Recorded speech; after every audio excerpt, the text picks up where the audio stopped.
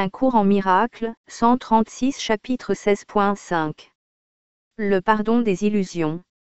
5. Le choix de la complétude. Lorsqu'on regarde la relation particulière, il est d'abord nécessaire de se rendre compte qu'elle comporte énormément de douleurs.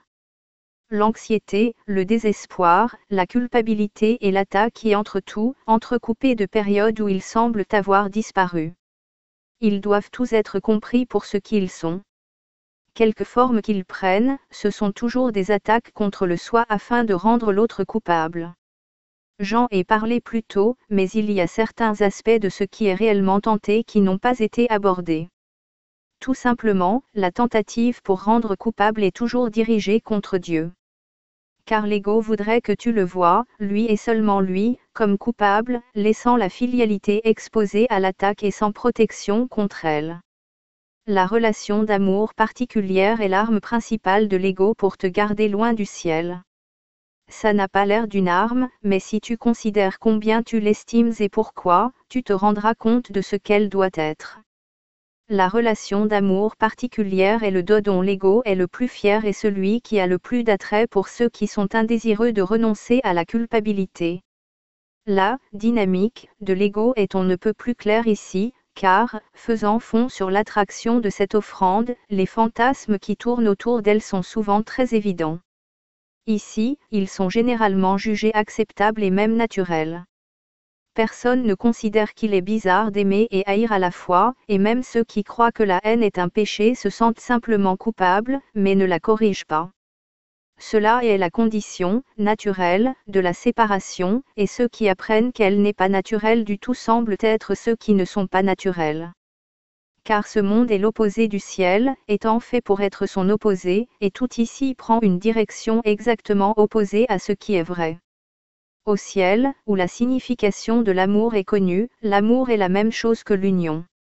Ici, où l'illusion de l'amour est acceptée à la place de l'amour est perçu comme étant la séparation et l'exclusion. C'est dans la relation particulière, née du souhait caché d'être aimé de Dieu particulièrement, que triomphe la haine de l'ego. Car la relation particulière est le renoncement à l'amour de Dieu, ainsi que la tentative pour assurer au soi la particularité qu'il a refusée. Il est essentiel pour la préservation de l'ego que tu crois que cette particularité n'est pas l'enfer, mais le ciel. Car l'ego ne voudrait jamais que tu vois que la séparation ne peut être qu'une perte, étant l'unique condition dans laquelle le ciel ne peut pas être. Pour chacun, le ciel est complétude. Il ne peut y avoir de désaccord là-dessus, parce que l'ego et le Saint-Esprit l'acceptent tous deux. Toutefois, ils sont en complet désaccord sur ce qu'est la complétude et comment elle s'accomplit. Le Saint-Esprit connaît que la complétude réside d'abord dans l'union, puis dans l'extension de l'union. Pour l'ego, la complétude réside dans le triomphe, et dans l'extension de la victoire, jusqu'au triomphe final sur Dieu. En cela il voit la liberté suprême du soi, car il ne resterait plus rien qui fasse interférence avec l'ego. Voilà son idée du ciel. Par conséquent l'union, qui est une condition dans laquelle l'ego ne peut pas interférer, doit être l'enfer. La relation particulière est un mécanisme de l'ego, étrange et contre nature, pour joindre l'enfer et le ciel et les rendre indistinguables. Et cette tentative pour trouver un imaginaire, meilleur, des deux mondes n'a fait que mener au fantasme des deux, et à l'incapacité de percevoir l'un ou l'autre tel qu'il est. La relation particulière est le triomphe de cette confusion. C'est une sorte d'union d'où l'union est exclue, et la base de la tentative d'union repose sur l'exclusion. Pourrait-il y avoir meilleur exemple de la maxime de l'ego, cherche mais ne trouve pas. Le plus curieux est le concept du soi que l'ego favorise dans la relation particulière. Ce soi cherche la relation pour se rendre complet. Or quand il trouve la relation particulière dans laquelle il pense pouvoir accomplir cela, il se donne et tente de s'échanger lui-même contre le soi d'un autre. Cela n'est pas l'union, car il n'y a ni augmentation ni extension. Chaque partenaire essaie de sacrifier le soi qu'il ne veut pas pour un autre soi qu'il pense qu'il préférerait. Et il se sent coupable du péché, d'avoir pris, sans rien donner en retour qui ait de la valeur. quelle valeur peut-il accorder à un soi qu'il voudrait donner pour en obtenir un meilleur? Le soi meilleur que cherche l'ego est toujours un soi qui est plus particulier. Et quiconque semble posséder un soi particulier est aimé pour ce qui peut lui être pris. Là où les deux partenaires voient ce soi particulier en l'autre, l'ego voit une union bénie du ciel. Car ni l'un ni l'autre ne reconnaîtra qu'il a demandé l'enfer, donc ils n'interféreront pas avec l'illusion de ciel que l'ego leur a offerte pour interférer avec le ciel. Or si toutes les illusions sont des illusions de peur, et elles ne peuvent être rien d'autre, l'illusion du ciel n'est rien de plus qu'une forme plus attrayante de peur, où la culpabilité est enfouie profondément et ressort sous forme d'amour. L'attrait de l'enfer réside uniquement dans la terrible attraction de la culpabilité, que l'ego présente à ceux qui placent leur foi dans la petitesse. La conviction de petitesse réside dans chaque relation particulière, car seuls ceux qui ont été privés de quelque chose pourraient estimer la particularité. L'exigence de particularité, et la perception du do de particularité comme un acte d'amour, rendent l'amour plein de haine. Le but réel de la relation particulière, en stricte conformité avec les buts de l'ego, est de détruire la réalité et de lui substituer l'illusion. Car l'ego est lui-même une illusion, et seules des illusions peuvent être les témoins de sa réalité. Si tu percevais la relation particulière comme un triomphe sur Dieu, en voudrais-tu?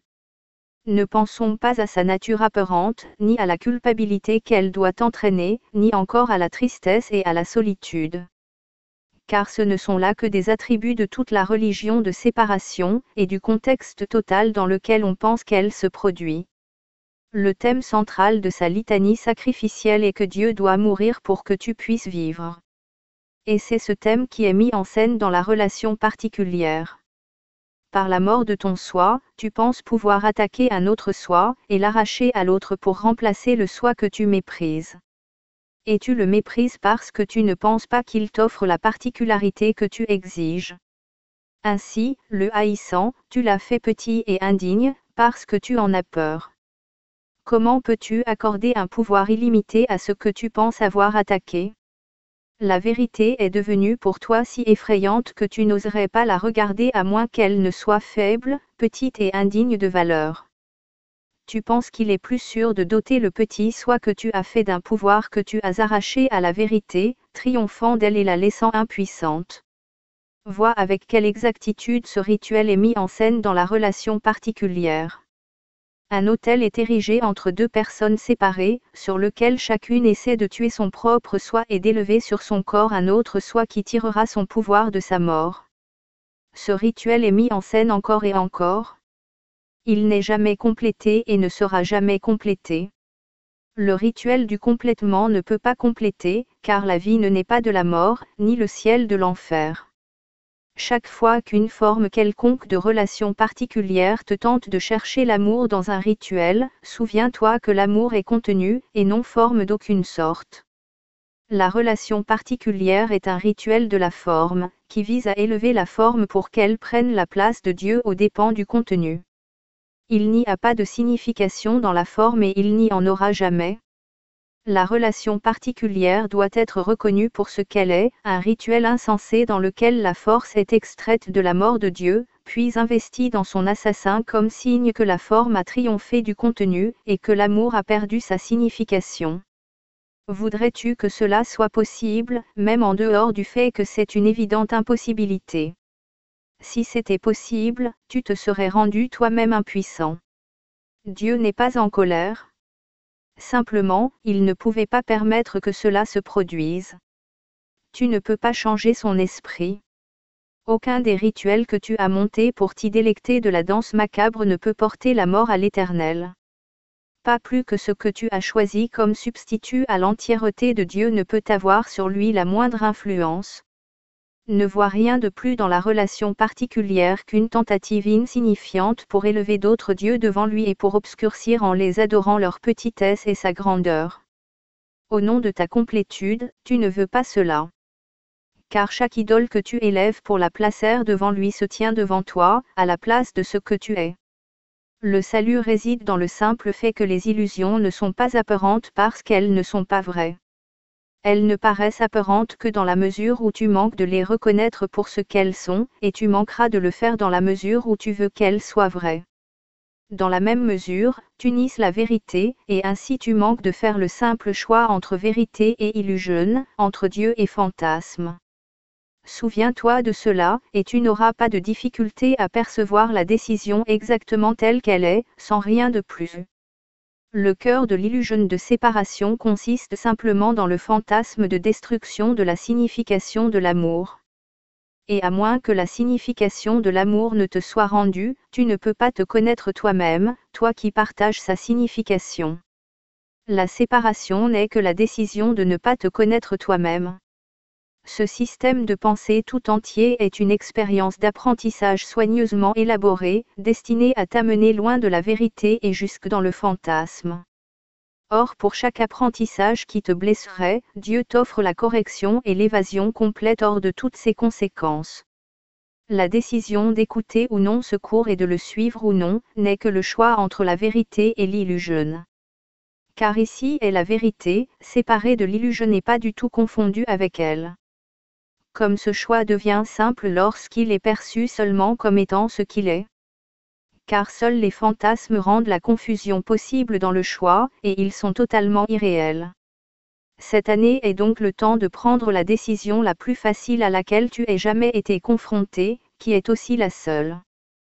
Tu traverseras le pont et entreras dans la réalité simplement parce que tu reconnaîtras que Dieu est de l'autre côté et que rien du tout n'est ici. Il est impossible de ne pas prendre la décision naturelle quand cela est compris.